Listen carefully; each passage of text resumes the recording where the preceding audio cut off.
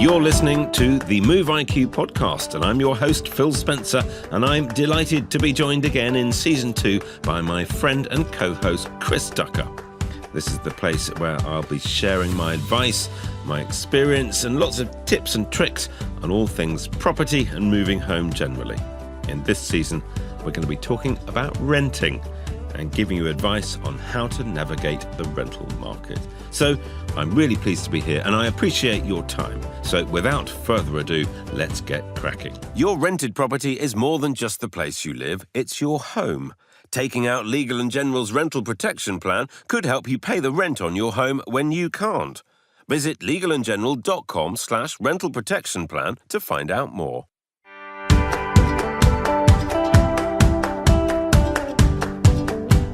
Hello there, everybody, and welcome back to the Move IQ Property Podcast. My name is Chris Ducker, and I'm joined here for the beginning of Episode 1, Season 2, by my co-host with the most, Mr. Phil Spencer. How are you, man? Very good indeed, thank you, Chris. Can I say, you sound like a town crier when you introduce that. It's fantastic. I love it. I truly do. There's nothing more exciting than getting in a sound booth.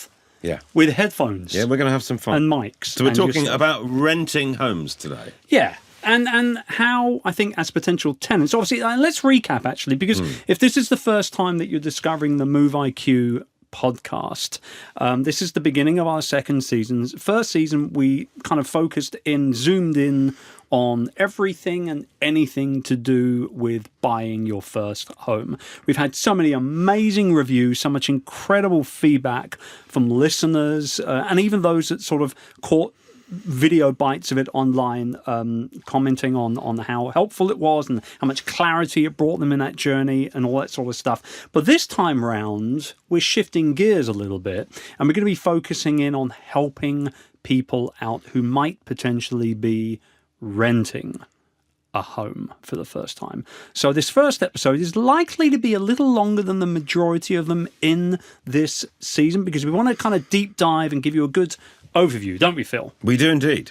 So let's kick it off with, let's talk about just the rental market as a whole. You know, my dad used to say to me, there's three things in life that you can count on: death, taxes, and change. They're going to come for you. Yeah. Some of them, obviously, more often than not. Yeah, good advice. Yes, very sage advice. But things have changed a lot. It is a changing market, right? It's consistently evolving. Where are we right now when it comes to this rental market that we're in? Well, we've heard of generation rent, but I think the rental market has changed. I think attitudes within society have actually changed quite a lot over the last 5 years. You know, there's the old saying, Englishman's home is his castle, and everybody used to aspire very strongly to own a home. And I think that is probably waning a little bit now. Just looking at the numbers, whilst the younger generation have always rented because they didn't have the ability to raise a mortgage or save a deposit. Yeah. But actually nowadays it's the 40-somethings are twice as likely to be renting than they were even 10 years ago. And I did some research just looking at the numbers. So it does... It's good to know you came prepared. Show a trend. This is good. Just under 3 million people were renting privately in 2007. And yet by 2017, there's 4.5 million people. So what? renting. Okay, that's a massive difference. It is, isn't it? So what has changed? Why has that happened, do you think? Well, several reasons. The shift in banking criteria. So the banks are much stricter about who they lend to. A lot more stringent, yeah. The kind of lifestyle choices that are made along the way. And the cost of living, it's harder to save up for a deposit. So property prices have risen, and the level of deposit that banks require has also risen. Meanwhile, rents have risen, so it's actually become ever harder to save the required level of deposit in order to raise a mortgage. But added to that, I do think that there has been a shift in kind of in thinking. 20% of UK households privately rent, 28% own with a mortgage, 34% own outright, and 17% rent sort of social housing. So I think that the numbers show a massive increase towards renting, but also some of that perhaps comes. People would like to own, but they struggle with it for whatever reason. But they also recognise that renting gives them much greater flexibility to move around, to change jobs, and that's something that we're all doing. That for me was the thing, particularly in my 20s. Even though I was born and raised a very proud Londoner, and I liked the first couple of places that I lived. Once I moved out of home and had to fend for myself in this big wide world. But I never really felt like there was roots there. And I think that's both good and bad, right? The pros and cons attached to that, where, you do have the opportunity to be able to kind of, at the end of that lease, that rental agreement, get up and leave and go somewhere else if you want, or maybe try and, renegotiate, on a better deal for it, or a long-term deal. But I think that flexibility is definitely, I think the younger crowd nowadays as well, and we both got young children, obviously, younger crowd, it kind of wants what it wants when exactly, it wants it, yes, exactly when it wants it, yes. right? And if they have to wait, or we don't wait for things. We don't stand in a queue. We don't go on hold on the telephone. If you want something, you want it now. If you don't have it now, well, I might not want it in 5 minutes. Yeah, or it's a complete meltdown. One or the other. It happens. It does. It does. So okay, all right. So it's very competitive. It's become very competitive. It is, for some people, it's a lot easier to get into this side of things in terms of property than it is for others. How can, as a potential, tenant, how can we stand out? How can we get ahead a little bit? How can we be the choice of landlords? I mean, we're not the only ones walking into the flat to look around this week. No, you're right? absolutely right, Chris, because it has become much more competitive. And why is that? Well, the government have changed in an attempt to make it easier for first-time buyers to buy a property. They changed the tax rules to make it less motivating for investors to own buy-to-let flats. The thought process being buy-to-let investors were tending to buy the types of flats that first-time buyers would traditionally have bought. If they get bought by an investor, they're removed from the natural cycle and rhythm of the market. So it distorts the availability, and that pushes up prices. So the thought was to try and change that. They changed the tax to make it less exciting to buy-to-let investors. But of course, in so doing, there are less properties to choose from because there are less buy-to-let investors. Yeah. And when you have less to choose from, what do you get? You get rising rents. So added to which, we've had the change in banking criteria, meaning there are more tenants chasing fewer properties. Up go the prices, up goes the competitiveness in the market. So you're absolutely right. You do need to stand out as a tenant. Okay, before we go into kind of how to present ourselves a little bit as a potential tenant then, I mean, I guess with the limited amount that's out there, surely budget is still a major discussion point, right? I mean, how can we figure out knowing what our costs are and how to handle that? Well, I mean, it's exactly the same way when we've chatted on the previous podcast series about buying property and figuring out what you want and what you need and where you're likely to find that. Yes, you do have to think through your budgets and your living costs and where you want to live. And you are setting up a home. Okay, it's flexible, and if you don't like it, you can move. But actually, a lot of people go into the rental market nowadays thinking, well, this is it. This is home. I'm setting up camp here. I'm putting my feet up. That may not actually transpire. But if you want to set up and put roots down in your community and send children to school and settle in for the long term, then you need to take all the normal things into mind about the area and about the amenities and about your commute and all that goes with it. Okay, good. All right. So not a lot of difference then really between buying and renting in terms of budget, the things we think over, the things that we have to kind of mull over a little bit? No, not a lot of difference, actually. I think people are less...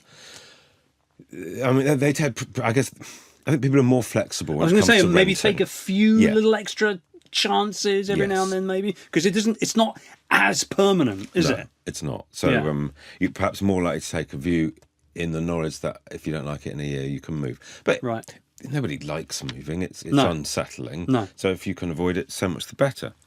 But I just want to come back to your point about competitiveness and how to position yourself better as a tenant.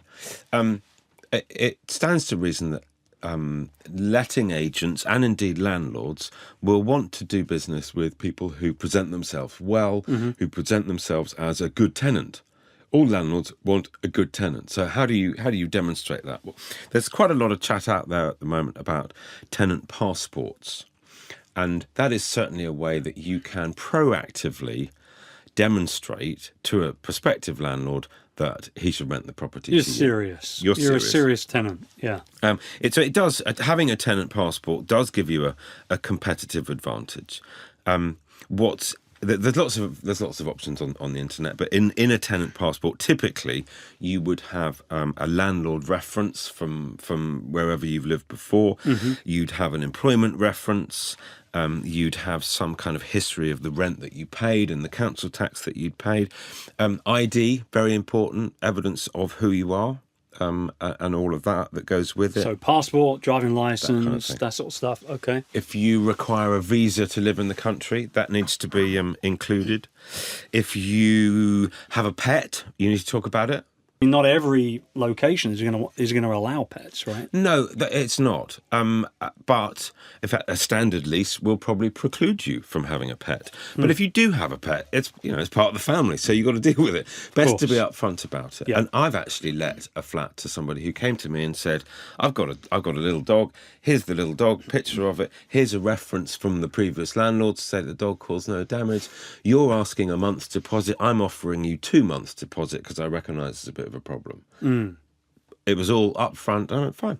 I've got 2 months deposit. What damage can a little dog do? Yes. It's fine. Yeah. So things like that. It's just being on the front foot and presenting yourself as a good tenant. Okay. Let's talk viewings. I mean, it's one thing to have your tenant passport there and obviously want to, wear clean clothes. And you got, look presentable. look and the everything. part.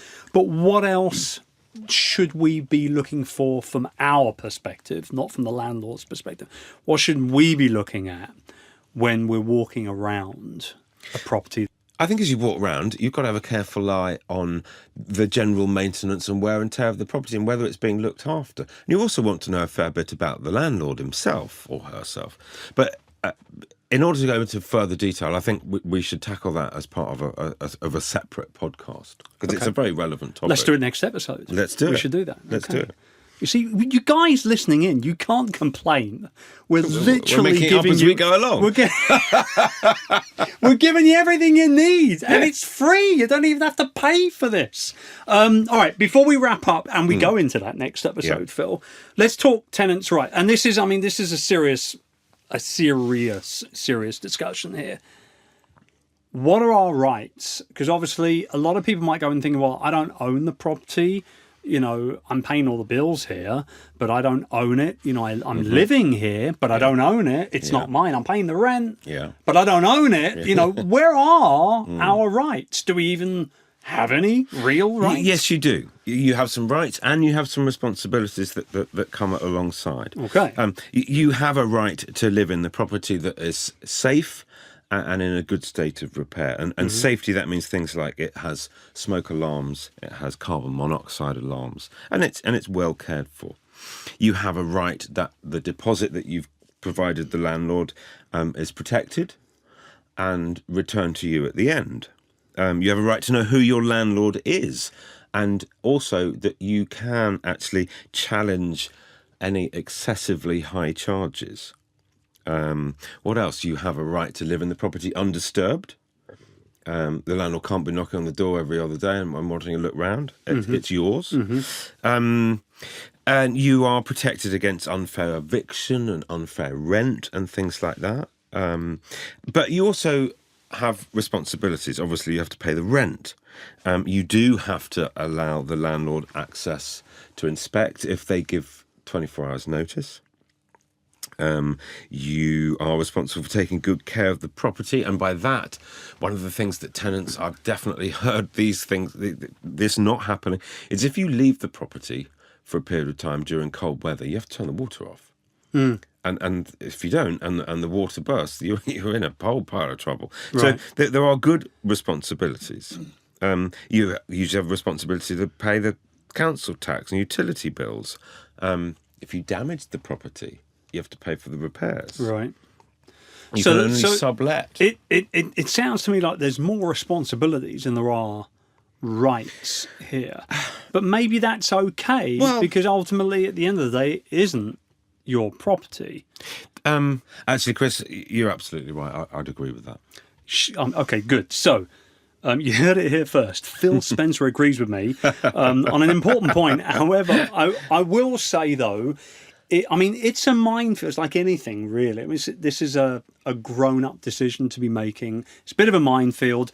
We're going to kind of debunk a few more things, give out lots of tips and strategies, ideas, all that kind of stuff in the next few episodes. I tell you, it's great to be back in the sound booth with you. Well, it's nice chatting with you, Chris. Already, I enjoy it. One episode down, everyone. Second episode coming up on how to actually view a potential rental property. And as always with the Move IQ podcast, we'll come at you Netflix style. So don't go anywhere. Just wait for this one to finish. And then number 2 will start right away. Thanks for listening, everybody. Hope you enjoyed it. Hope it's helpful. That wraps up this episode of Move IQ's Property Podcast. Whatever podcast app you like to use, please do go ahead and hit the subscribe button. I'd also really appreciate it if you could leave us a review. Reviews massively help other people like you to find us. For free supporting materials, head over to our website, moveiq.co.uk. And thanks again for tuning in.